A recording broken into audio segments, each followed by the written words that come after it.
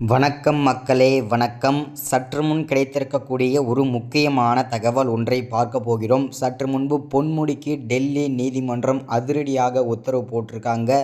கதை முடிந்தது, பொன்முடியின் கதை இதோட.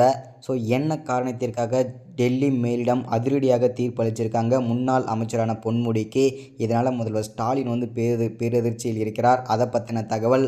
அது மட்டும் இல்லாமல் இதோட அரசியல் வாழ்க்கை, அதாவது முன்னாள் அமைச்சரான பொன்முடியின் அரசியல் வாழ்க்கை இதோட கதை முடிந்தது. தெளிவான துல்லியமான விளக்கத்தை தெளிவாக பார்க்கலாம். அதற்கு முன்பு நமது சேனலுக்கு நீங்கள் புதிய பார்வையாளராக இருப்பதற்கு வாய்ப்புகள் நிறையவே இருக்கிறது. முடிஞ்ச அளவுக்கு எல்லாரும் மறக்காமல் சப்ஸ்கிரைப் பண்ணிவிடுங்க நமது அரசியல் நியூஸ் சேனலை. பண்ண உடனேயே பக்கத்தில் ஒரு பெல் பட்டன் வந்துடும். அதை கிளிக் பண்ணி ஆல் என்ற ஆப்ஷனில் போட்டு வச்சுக்கோங்க. தொடர்ந்து நம்ம வீடியோ போட்டோம்னா உங்களுக்கு நோட்டிஃபிகேஷன் வந்துடும். அதை பார்த்து தெரிஞ்சுக்கலாம்.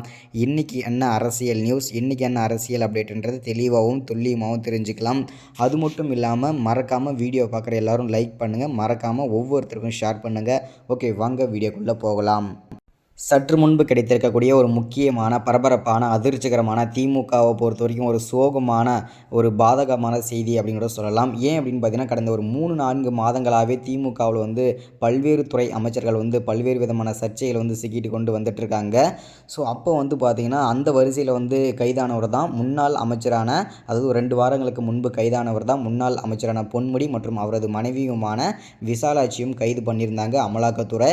அவர் பார்த்தீங்கன்னா வருமானத்திற்கு அதிகமான சொத்து சேர்த்த காரணத்திற்காகவும் கணக்கில் வராத பணத்தை கருப்பு பணமாக வைத்திருந்த குற்றத்திற்காகவும் அமலாக்கத்துறை அவரை பார்த்தீங்கன்னா கைது பண்ணி அவரை சென்னை உயர்நீதிமன்றத்தில் வழக்கு போட்டிருந்தாங்க. அதில் பார்த்தீங்கன்னா அந்த வழக்கை அதாவது 3 ஆண்டுகள் சிறை தண்டனை கொடுத்துருந்தாங்க. அதையும் ஏற்றுக்கொள்ள முடியாத பொன்முடி அவர்கள் மேல்முறையீட்டுக்காக டெல்லி மேலிடம், அதாவது டெல்லி உயர்நீதிமன்றத்துக்கு கொண்டு போயிருந்தார். அங்கே பார்த்தீங்கன்னா சற்று முன்பு, கொஞ்ச நேரத்துக்கு முன்பு தான் அதிரடியான தீர்ப்பு கொடுத்துருக்காங்க டெல்லி நீதிமன்றம். என்ன அப்படின்னா, முன்னாள் அமைச்சரான பொன்முடிக்கு 3 ஆண்டுகள் சிறை தண்டனை கட்டாயம் அளித்தே தீர வேண்டும்.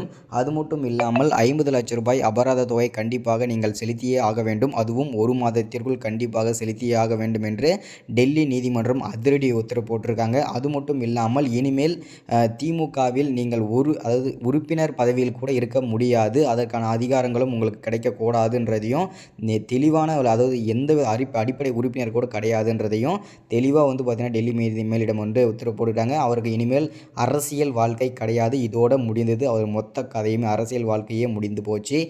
இதோட முடிஞ்சாச்சு. இதனால் முதல்வர் ஸ்டாலின் பேரதிர்ச்சியில் இருக்கிறார். ஏன்னா திமுகவின் முதல்வர் ஸ்டாலினோட வலது கை அப்படின்றத சொல்கிறாங்க முதல்வர் பொன்முடி அவர்களை, அமைச்சர் பொன்முடியை. எந்த அளவுக்கு உண்மைன்றது தெரியல. பட் இதுதான் உண்மை. பொன்முடிக்கு வாழ்நாள் முழுவதும் சிறை கண்டிப்பாக கிடையாது. 3 ஆண்டுகள் மட்டும்தான். தொடர்ச்சி அடுத்த வீடியோவில் பார்க்கலாம். தேங்க்யூ.